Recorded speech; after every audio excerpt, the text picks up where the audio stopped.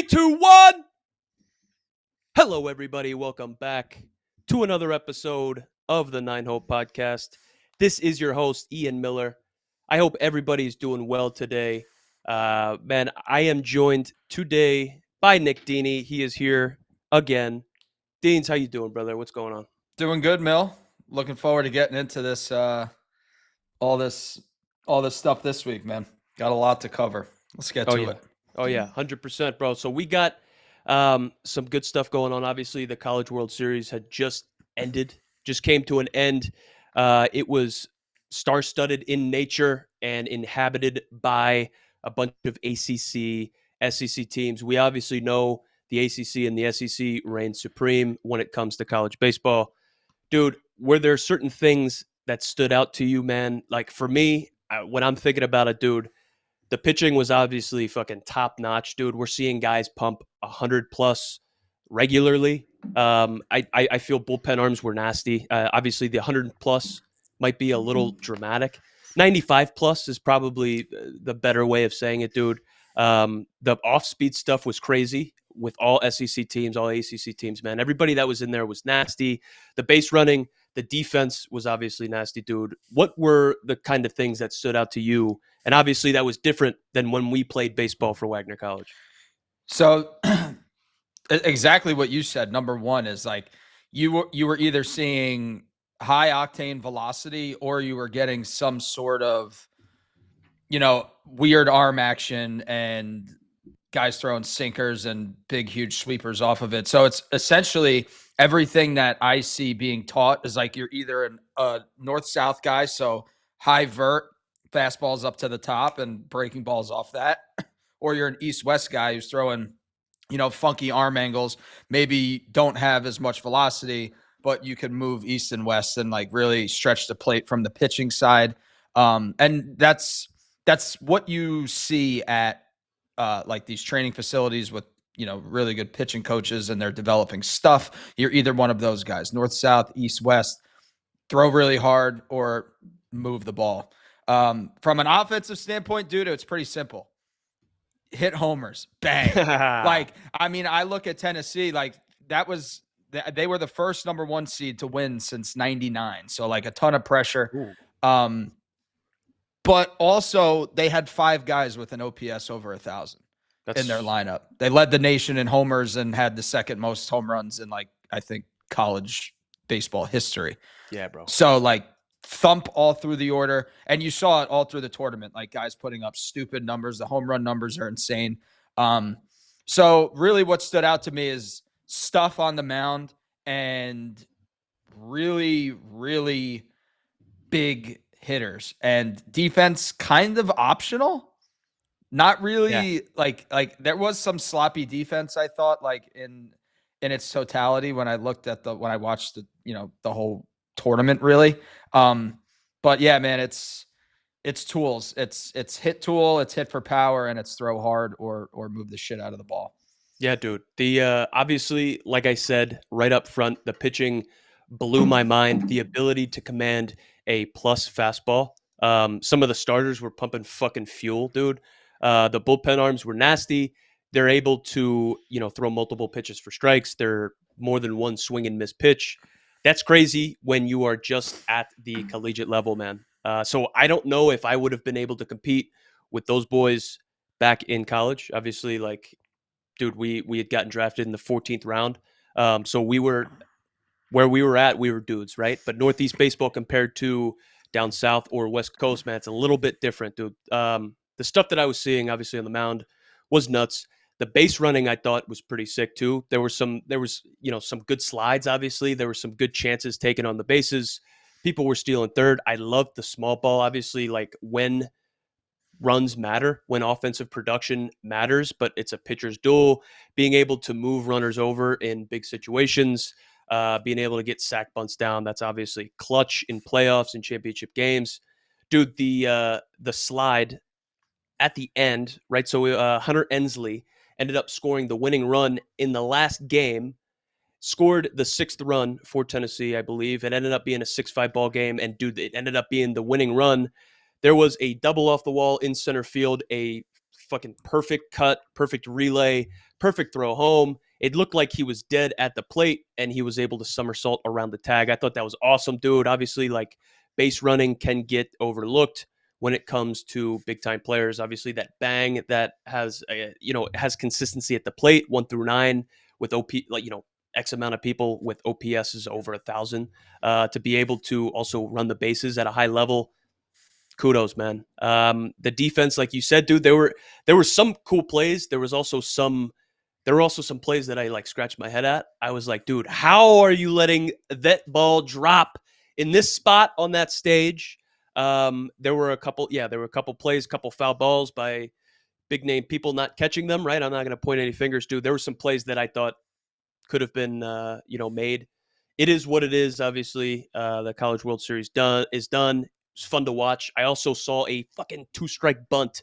Dude, there was a 2-strike bunt laid down by Texas A&M. Dude, Travis Chestnut, the center fielder, little speed guy who also ended up, I think he led off the inning in that game. It might have been the second game or third game, man. I had the balls to lay down a 2-strike bunt in the College World Series, get on first base, get the second, steal third. It's like, dude, that's That's what your we're looking guy. for. Dude, That's that's your what we're guy. looking for. I might have to have this guy on here. That's your Travis, I'm guy. coming for you.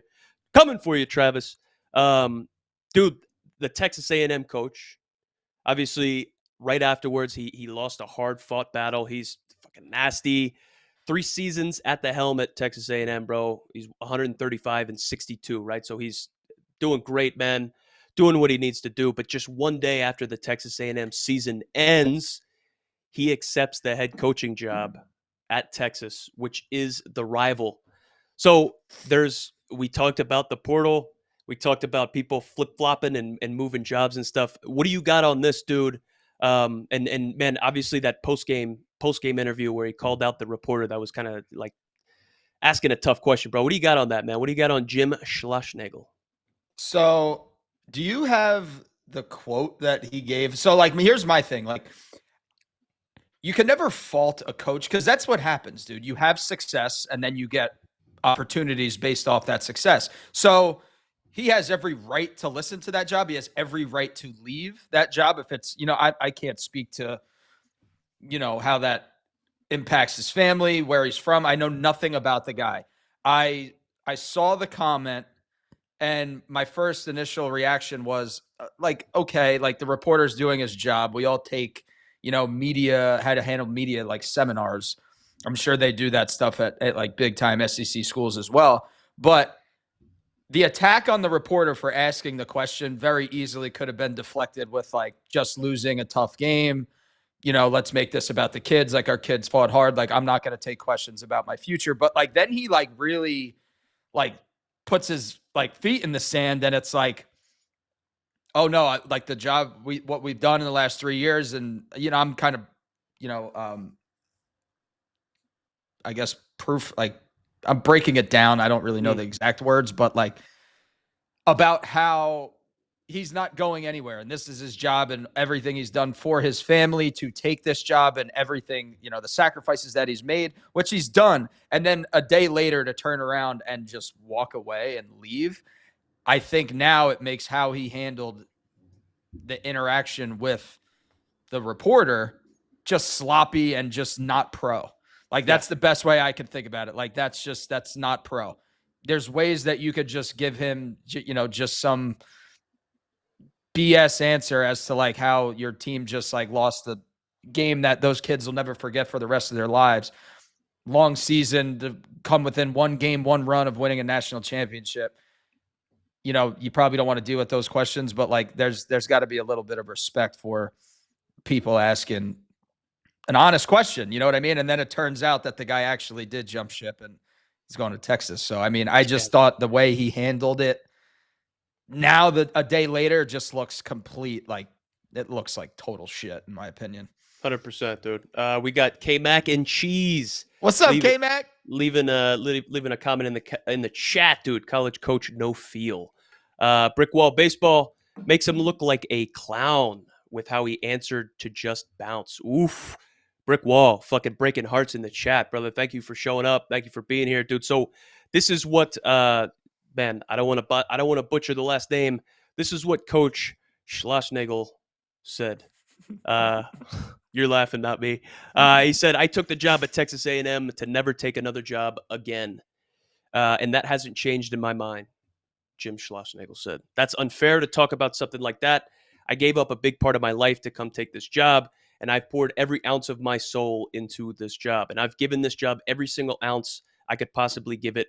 So write that." Obviously, those are those are some firm words. I'm sure he probably felt a little attacked there. Might not have been an appropriate question. If it's appropriate or not, I'm sure there are ways to go about it, dude. I don't want to necessarily trash the guy. I get it. It's tough, right, bro? Dude, you just lost. The season's over.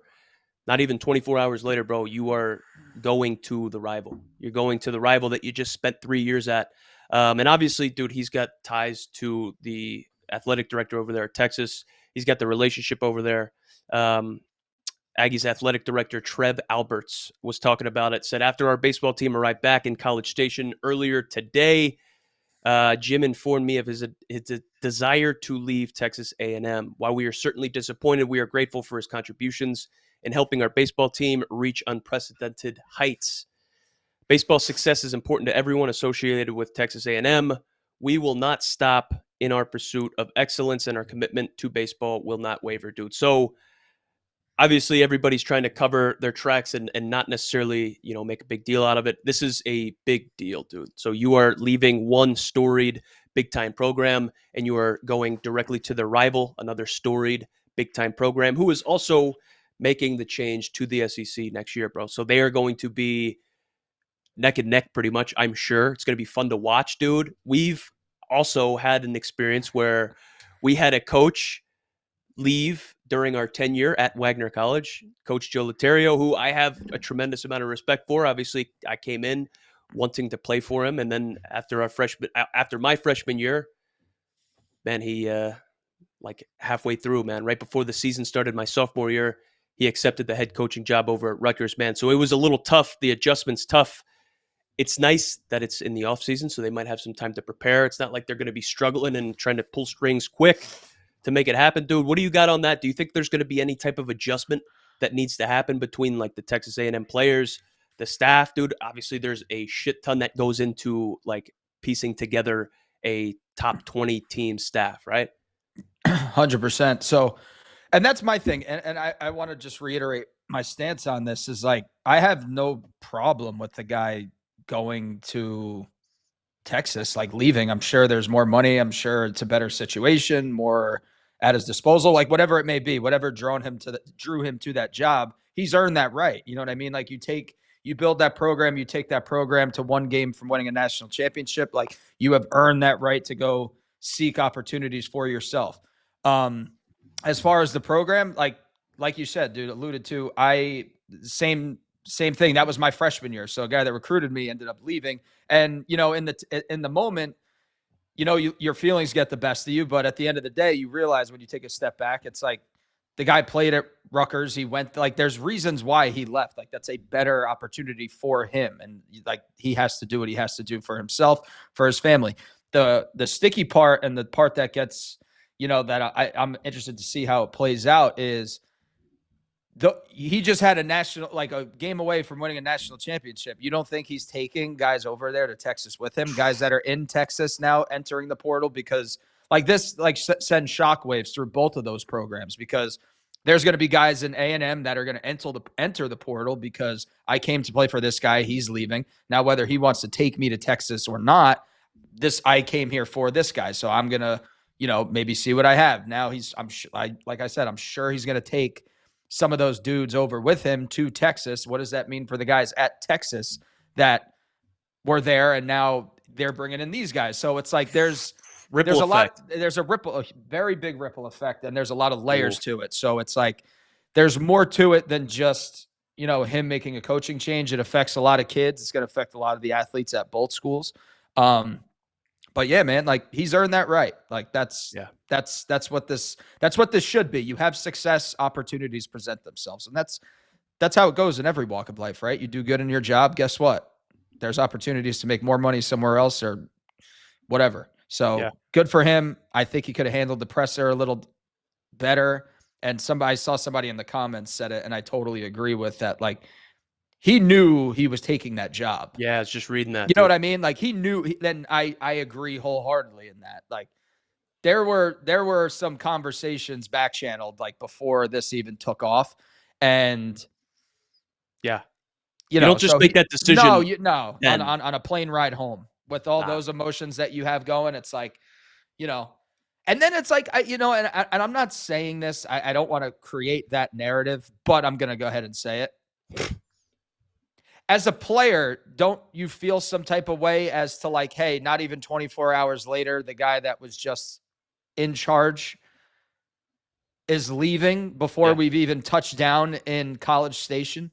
yeah, He's gone, which makes me think like, yo, we're about to play the biggest game of our lives. And is this guy, already putting together what's next?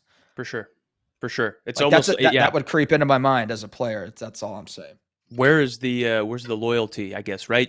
That's what you're talking about. So it's like, okay, I went to war for this fucking dude, and this guy is potentially like seeing what the waters could be like elsewhere, right? And somebody had said symptomatic of the current culture, just pick up and go somewhere new, dude.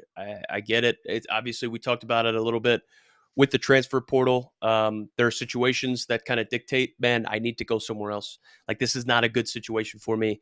Um, Obviously, with social media, with the transfer portal, with being able to flip flop and move back and forth, dude, like we said, dude, the ripple effect is going to be felt from the SEC on down. Because let's think about it here. Dudes leave from Texas A&M to go to Texas to follow Coach Schloss, and then those jobs at Texas from the guys that came over from Texas A&M, he brings his boys in. Where are those guys from Texas going to go? They're not going to go to Texas A&M. You know, you don't just flip flop a marriage like that. So where are those guys going to go? They're going to have to go to SEC spots are hard to come by, dude. They're worth more in weight than gold, bro. So like if you're going to lose your spot in an SEC school, you're going to go to an ACC school. You're going to hopefully, NBC. You're going to go to the NEC. Like wherever you can go to go play, there's going to be a ripple effect, dude. So like we are seeing it up at the top, it's going to trickle on down, and there's going to be spots taken away from other people, bro. It's going to be crazy. It's going to be crazy, man. The college baseball free agency market, it's wild, brother. And I'm looking at this chat, Mill. Do you see I got to keep cycling through here. my buddy K Mac? He said, Schloss situation not nearly as bad as Campbell coach. Oh, Campbell coach was on here. Campbell coach was on the podcast. Where's he going? Well, apparently, where's Coach Hare going? I said, what happened at Campbell? Coach entered portal, followed by all 30 guys. I said, where'd he go? He took the whole team. Doesn't have a spot. Just left to see if something's better out there. And then all 30 players entered the portal right after. Wow. Holy shit. What? Whoa. Hey, so that is a serious program over there, the Fighting Camels. That is a serious program, dude. So I don't know what the validity is to that. But obviously, I'm sure if you know him, he wouldn't be coming in here just spewing that just to spew it. Dude, that's wild. Please update us when you can, dude. Would never. Mickey. No Moss program, dude. Hey, Oh, baby. So we got obviously we talked about the Texas A&M coach leaving. On the flip side, right? Tony Vitello, the Tennessee head coach, was fired up. We saw his post-game interview. He was emotional. He got doused, dude. He was sticking up for his players pregame. The catcher was struggling. He was like, dude, he's my guy. He was getting emotional, talking about him, defending him. Dude, I ended up liking this guy. I like him a lot. Obviously, he is compensated accordingly. He leads a badass team that obviously just won the Natty. They're nasty, dude. But I saw something that kind of stood out to me, and I wanted to put an emphasis on like going with the flow, thinking on the fly. So there was a play at third base. There was a play at third base. Somebody was sliding into third base. I guess he got picked off or he was trying to steal a bag. Sliding into third base, and his pitch comm came out. So pitch comm is how the pitches that are going to be called by the coaching staff are relayed to the pitcher and the catcher and maybe the people on defense, right, man? I've been out of the game for so long. It's like, holy shit. But this guy slid into third base, and the Tennessee pitch com from the third baseman came loose, and there is a clear picture depicting the pitch com on the arm sleeve of a Texas A&M player that slid into third base. So the pitch com came out of the third baseman and onto the guy sliding into third base. And I'm not sure what happened after that. I don't know if he brought that pitch com the sheet, if it's a device, dude. I don't even know what the hell it is. But it looks like he brought that back over to the Texas A&M dugout. Tennessee had asked for it back. They said, hey, pitch com's gone over here. I don't know what's going on. Please, can we get our thing back? We're not trying to give you guys a strategic advantage, obviously. They denied it. Texas A&M denied it. So then it prompted Tennessee to go back to using old school signs, dude. We saw the pitcher getting signs from the catcher, throwing down 1, 2, 3, right? Shake, all that stuff. Dude, it reminded me of the old days, brother. They ended up prevailing. It didn't necessarily matter. But being able to think on the fly, dude, and kind of just like figure it out as it goes and be adaptable, improvise, adapt, and overcome, obviously led them. It helped. It aided them in the championship. Dude, what do you got on that? What is this pitch com? I mean, please educate me, dude. Obviously, I stayed in the outfield my whole career, so I literally have no idea what it is. Are you able to steal somebody's signs like that? And was this like an insane move by Tony V and Tennessee to kind of like overcome this? Well, I have to think that because it's technology, you have to have some standard sign system in place that just in case like the technology craps out, like it would not even if a guy loses it, like who Yeah, knows it, you know what I mean? If we something saw breaks, like whatever. malfunctions. Yeah, you see malfunctions all the time, dude. Like we used it in, the minor leagues in AAA, and like for us, it was simply just pitch calls. So it was like the catcher had it, the pitcher had it. And in the big leagues, they have a certain amount of positions can use it. So like the shortstop will have it, center field will have it. I'm pretty sure. And then what I think college is, I think they use that for all their signs. I want to say like for offensive signs as well as pitch calls. And I think they all might wear them. But if they have the pitch com, I would think they could hear it. I don't know. Those are different ones than we've used because like from the catcher standpoint, like it would be a little. I would have a microphone essentially in my helmet, and then I would have buttons on my shin guard, and I would just hit a button. It would say fastball. Pitcher would Really? just get fastball. Yeah. So that's what it would be. But if it was just the device, I don't know. I think you would need the mic in order to get those signs, which I think it is. I think the pitch com is different. So Hmm. I'm not sure. I'm not sure how that would, give A&M an advantage. Probably just pissed off Tennessee more than anything, and it backfired. But like, Yeah. I'm not really sure as to like what the college guys use because it is different. Like obviously minor leagues catchers are calling the game. I know college coaches are calling the game. So they're probably clicking, the button, and then the pitcher and catcher have a mic and they're getting the call. Okay.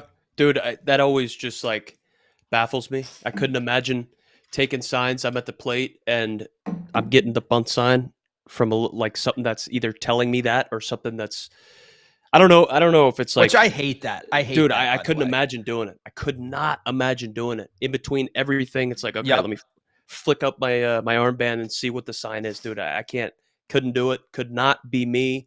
Um, cool to see Tony V prevail. Cool to see Tennessee pull it out, dude. It's cool to hear about this stuff later after the fact. It's like I didn't necessarily know that this was going on in the heat of the moment.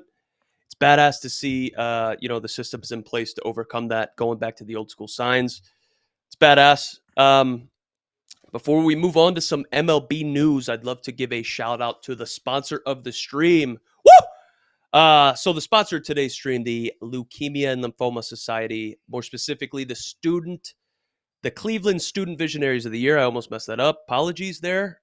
Which is a philanthropic leadership development program for exemplary high school students. That's a mouthful to say. Highly motivated leaders embark on a journey of professional growth, fostering professional skills such as entrepreneurship, marketing, and project management, all while working to raise as much as possible for blood cancer. So, the Leukemia and Lymphoma Society, appreciate you guys. The Cleveland Student Visionaries of the Year, they partake in a 7-week challenge to raise funds for the fight against blood cancer, man. So 2024, this past year, there were 37 teams from local high schools in Northeast Ohio. They raised over $1,053,000 in 7 weeks to help find a cure for blood cancer. Obviously, I don't think you could see this on Instagram, but if you're here on No Filter Live, appreciate you boys being here. There is a donate now sign up at the top to help out in the fight against blood cancer. Appreciate you. Thank you to the LLS for sponsoring the stream. So back to it, man. Let's talk about some MLB stuff that's going on. I gotta be better about cursing. There was an altercation with Jesse Winker. I saw something, confrontation with a fan, dude. So what happened, man? There was a 6-5 lead with 2 outs in the bottom of the 10th. So Winker's on the Nationals. Um, Nationals intentionally walked first baseman Luis Ariz, who obviously can bang, hits 350. He's nasty, on base, all that good stuff. So Ariz loaded the bases, man. That brought up left fielder Jurickson Profar to the plate, and reliever Hunter Harvey immediately got ahead in the count 0-2. Harvey's next pitch was a 98-mile-an-hour fastball up and in that sent Profar to the ground. A few pitches later, Profar singled to right, scoring 2 runs and handing the Pirates a walk-off victory. Profar ran towards the Nats dugout while celebrating, screaming at the visiting club, which I didn't necessarily know about until after reading up on it. Winker, Ruiz, the catcher, and others stood on the warning track as the Padres were soaking in the victory, eating it up. The drama did not end there. Obviously, we're talking about what happened ensuing that. What ensued, I should say. That's definitely the proper way to say that. So Winker eventually made his way into the stands to have it out with a Padres fan who accused the Nationals of being cheap and Bush League by supposedly throwing at Profar 0-2 in a big situation, right? It's a walk-off, and these guys are getting accused of throwing at these guys. It's difficult to hear Winker's response, but we can hear what this 66-year-old saying, man. And I had said something online.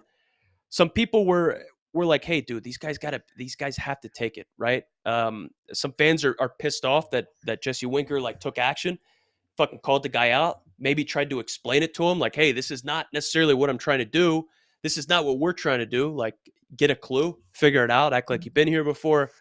Um, Fans think that Winker is wrong for addressing the altercation. I had voiced my opinion on Instagram with some fans that were like, that guy makes millions of dollars. He's a professional athlete. He's got to take it. He's got to shut up. He's got to shut his mouth. We're paying fans. We're showing up, and we should be able to just dish it with no repercussions. And dude, as much as I love that, I had said something like, dude, no one needs to take anything, bro. Like, just because you paid admission, I appreciate your cash donation and showing up and paying for the fucking ticket to show up, pay my salary, right? But that doesn't give you the right to be able to just say what you want with no repercussions, right, bro? I'm also saying it in a weird way. It kind of sounds like I might be soft, but Jesse Winker came up and confronted him, and there was a whole outrage. I had said something about it on Instagram, and I got absolutely shit on from all the fans saying that these guys just need to take it. Deans, what do you got on that, bro? And have you ever had a situation where you've been heckled so bad that something needed to be done? Um, so first off, with this situation, this is kind of like, to me, this is annoying because it's like, okay, fans watch the players and their reactions, and then that probably sparks them to want to chime in and say whatever the hell the guy said. It's like, we're protecting a 1-run lead and there's nowhere to put you, and I have you in an 0-2 hole. I can promise you I am not trying to hit you. Like get over yourself. Like, just understand I'm trying not to curse myself. Fuck it. Understand the game. Yeah.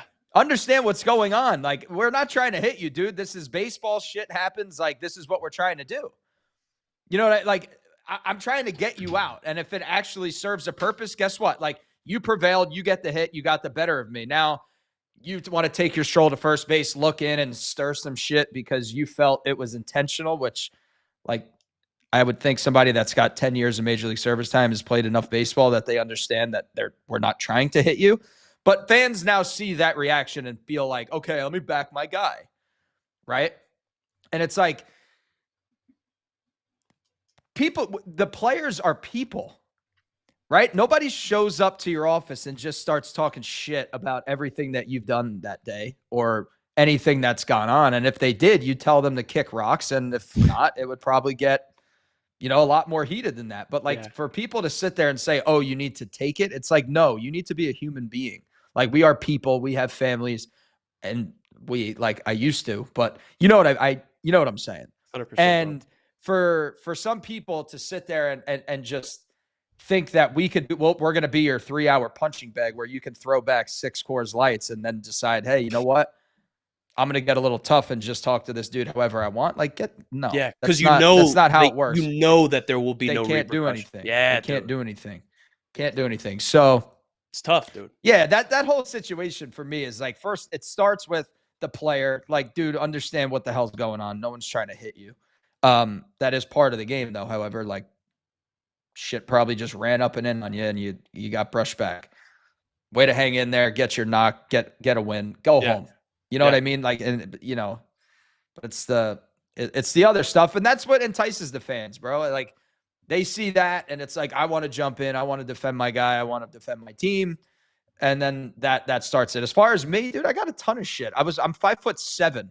You know what I mean? Like, all people would talk about is like my height. People would say stuff about my wife, whether they saw, something on social media. Like, I would get all that kind of stuff. And it was like, for me, I didn't really care. I would kind of like just talk back to them, but it wasn't like, I'm not going to waste my time like arguing back and forth with them. Like, but that's a pretty rash take to just think, oh, we could just talk shit.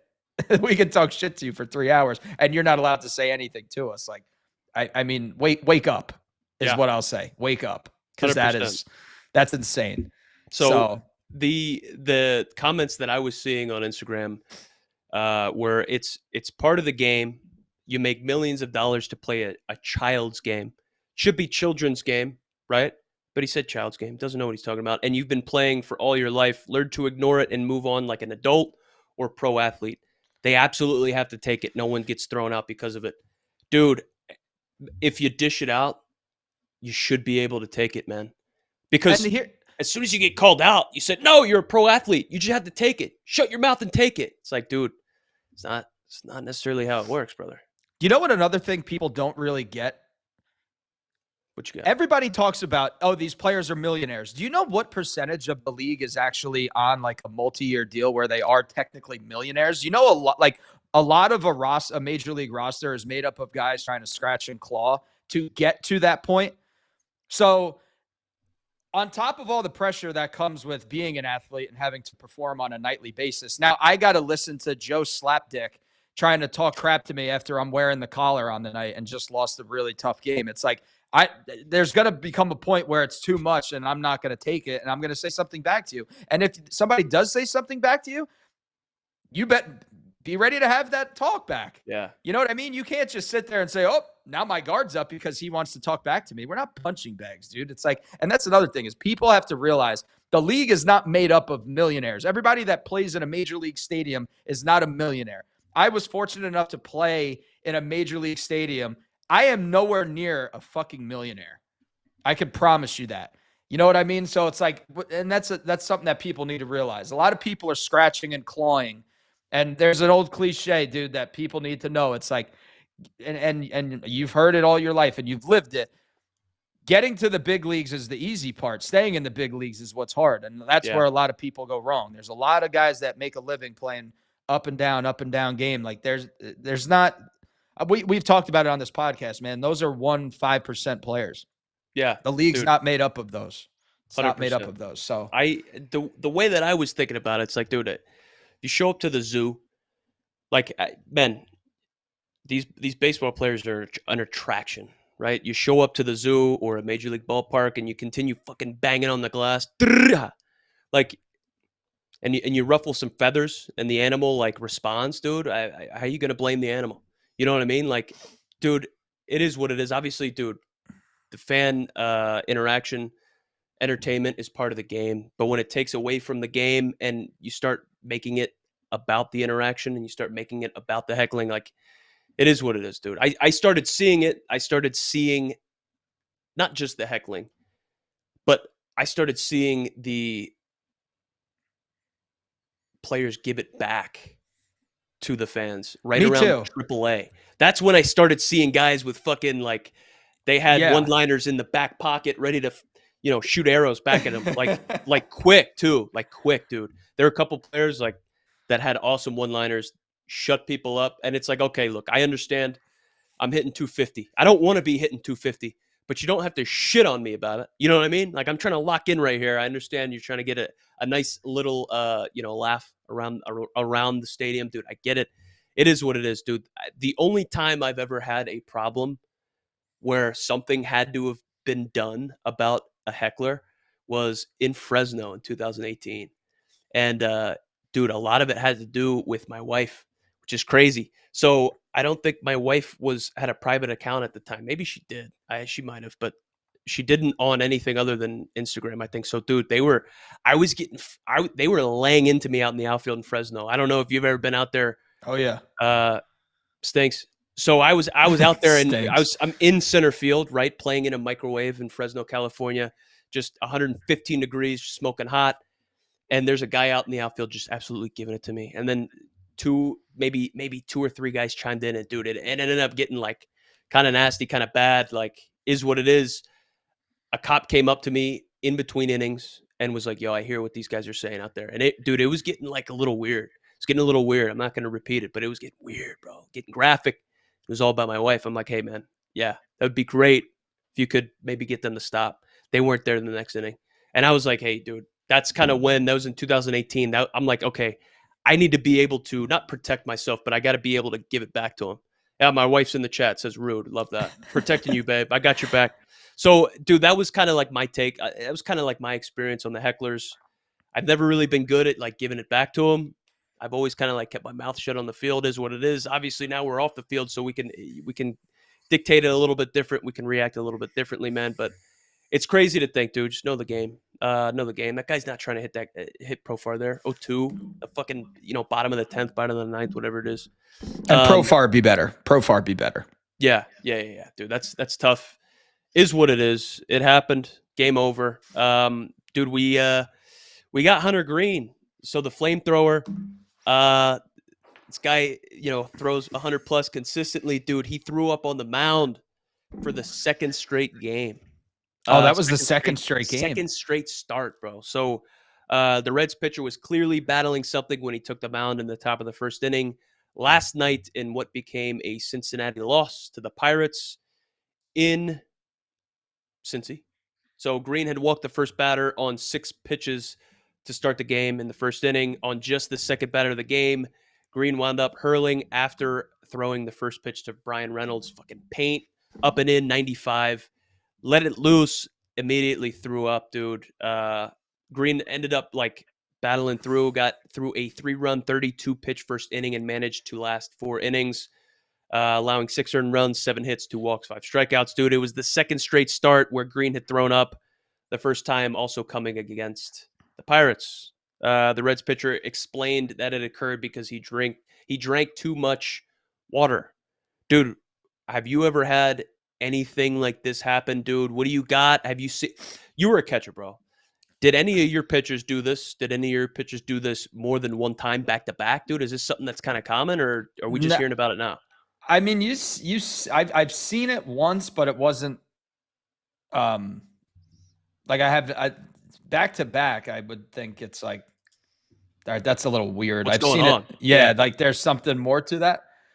I was looking at his numbers. It's like the kids throwing the ball well, so it's like I don't think that's it. But I had something similar when not similar, but I took an at bat. We're playing the Mets in 2019. I was up with the Royals at that time, and I'm facing Edwin Diaz. And it's the Oof. ninth inning of like a mid-August game, and it is like hot as hell in the Midwest. I'm wearing it in the ninth inning. We're getting our asses kicked, and I get up from my last at bat, and I just feel like my back leg just like wobble. Like I thought I tore my ACL. Like I was just so damn dehydrated that I couldn't like even get back into like a load to hit without my legs shaking.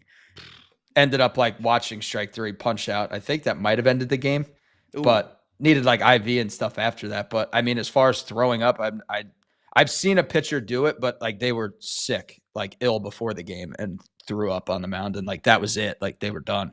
Um, so I would suggest maybe toning down the water. I don't know. I Yeah, don't dude. know. It's obviously He's shoving, but yeah, he's nasty, throws fuzz, dude. I had a instance, man, where I was a little dehydrated, so much so I had to go to the emergency room. So it was an off season going into, I believe, man, I don't even remember the year, but I woke up, had a Starbucks coffee, went to the facility in the off season out in Arizona, Peoria, Arizona, with the Mariners, dude. Ended up taking some pre workout, got a workout in. It was a Friday, and so I was like, "Hey, man, I'm gonna go out. I'm gonna go out on Friday night." And so I want to take a nap, recharge a little bit. It's gonna be a long night. Couldn't go to sleep, so I'm like, "Hey, dude, I'll just go out. I'll get another coffee." Dude, I ended up starting like shaking a little bit. I started like locking up, and it got bad. It got bad, dude. I ended up having to like go to the emergency room, get an IV, and I was like severely dehydrated, bro. So I feel that. That sucks. Man, I don't know what you do in that situation other than kind of like throw up on the mound, throw up. bro. Yeah. Yeah, it's tough, dude. It's tough, dude. The hydration thing's a little scary. Hopefully, Hunter Green can figure it out. Dude's fucking nasty, obviously, dude. Is what it is, dude. So before we get out of here, man, I wanted to bring up, the youth, the travel ball space. See if you had any stories to kind of throw onto this. I know that we touched on it a little bit earlier, man, but um, we talked about travel ball, we talked about youth baseball, we talked about the certain characteristics and the certain traits that some of these players coming up are showing, how they're playing the game, how they're going about their business, their expectations, and yeah, what they expect that they deserve, man. We've ruffled some feathers with some of the stuff that we talked about in the youth and travel ball space, dude. I wanted to know if you had any other stories to kind of highlight or implement, and man, maybe like we could call out the parents a little bit, dude, because I think from the youth space, the travel ball space, this all kind of stems from the parents or maybe the coaches not going about it the right way, not developing the kids the right way. Is about development at that age, man. Is it about winning? Like, what's It ha- best for the kid, dude? So, what do you got, dude? You got any stories to kind of end off in here? Well, first off, it has to be about development. That's all that it should be about. And even more so than development is fun. Like kids that are 10, 11, 12 years old should be having fun playing the game. And what I notice is that when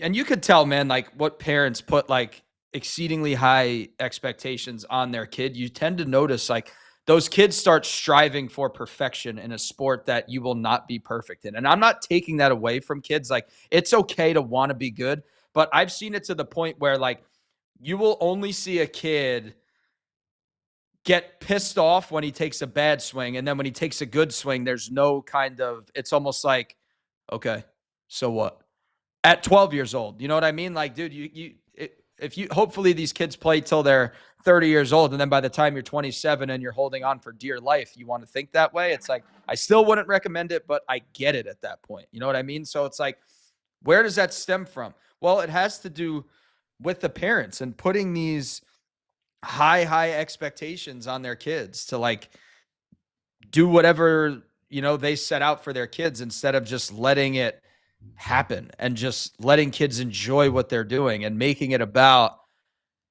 fun. And I say that, and I'm not trying to sound like a cornball, because I genuinely believe that if kids at that age have fun playing the game and enjoy it, that every time they get, like, dude, I used to play baseball, and I remember when I was a kid, man, like I looked forward to going to the field and playing. Like I loved it.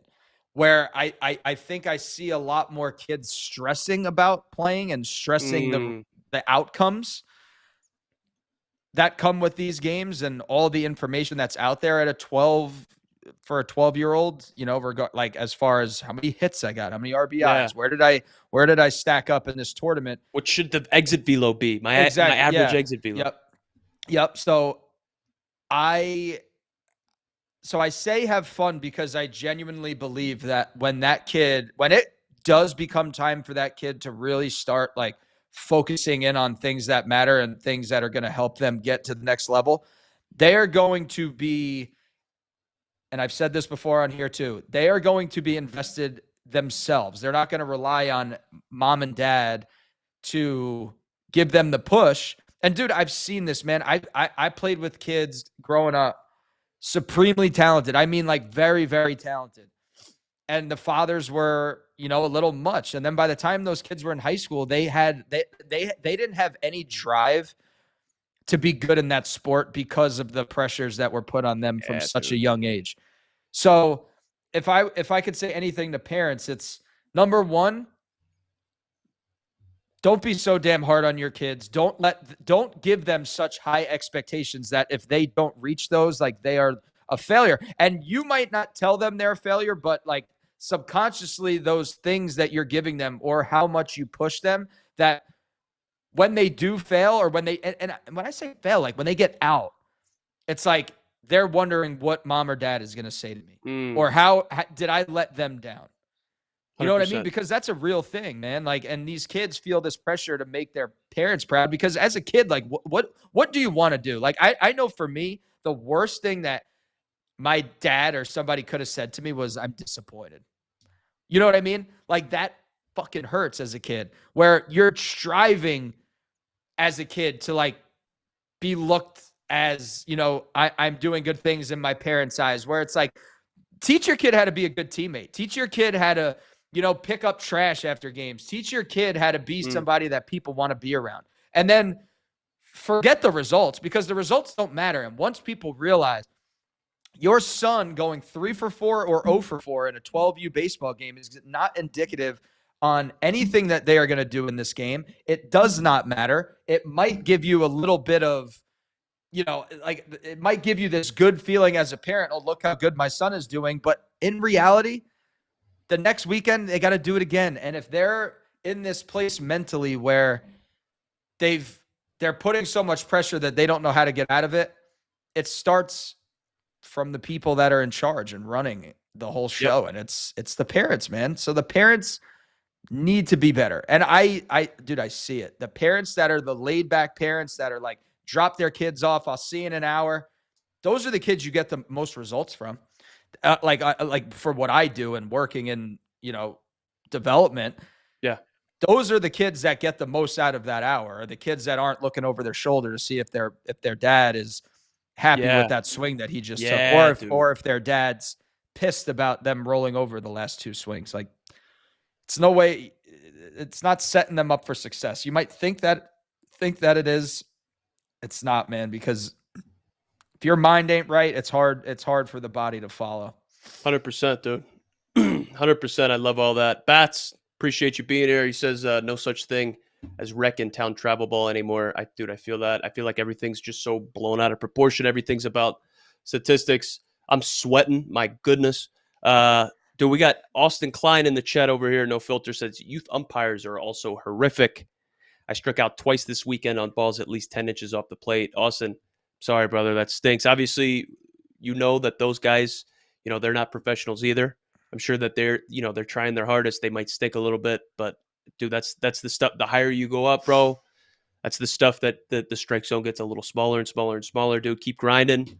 Obviously, dude, you can't control that. Being able to control the shit that you can control, not worried about all that other stuff, is way easier said than done. That might be Yeah. something that could really benefit a kid with the travel ball coaches, the parents, all that stuff. Man, maybe we teach these kids how to control what they can control, like failure is a necessary part of the game. Don't run from adversity. You don't have to transfer away from it. But dude, that's Deans, that's pretty much all I got, bro. This ended up being what, like a 45-minute banger or something like that. Dude, I'm sweating. I gotta go get some lunch, some late lunch, dude. So, man, I appreciate everybody being here. I know that we didn't get to everything in the chat. Let's see here. Empty barrel, full bat. I do my best to not put shit in my son's head that he has to throw out. Ooh, I like that a lot. Bats, too many studs burn out by high school.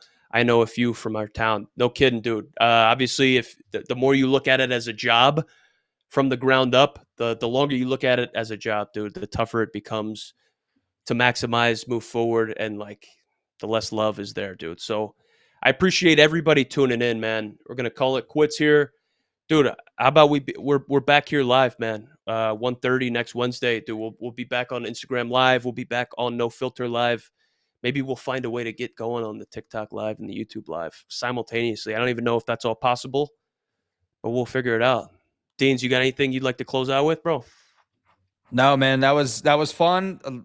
Touched on a lot, every single level of the game that we touched on. So that's awesome, man. You speak to a lot of different players from a lot of different levels. I think a lot of people can take good things from this podcast, good things from, what you're doing and what you're preaching. It's all good stuff, brother. So I appreciate you guys appreciate you having me on. Of course, dude. Of course, man. Love anytime you're able to come this way. We'll plan on catching everybody back here next Wednesday at 1:30 p.m. Eastern. Thank you, everybody, for being here, man. It's awesome talking to you guys. Awesome seeing the comments, questions, concerns. I will be better next week getting to the questions and the comments and stuff. And we're going to incorporate that a lot more moving forward into what we're doing into our live stream. So thank you, everybody, for being here. Thank you, guys. We will catch you guys next time. Take care.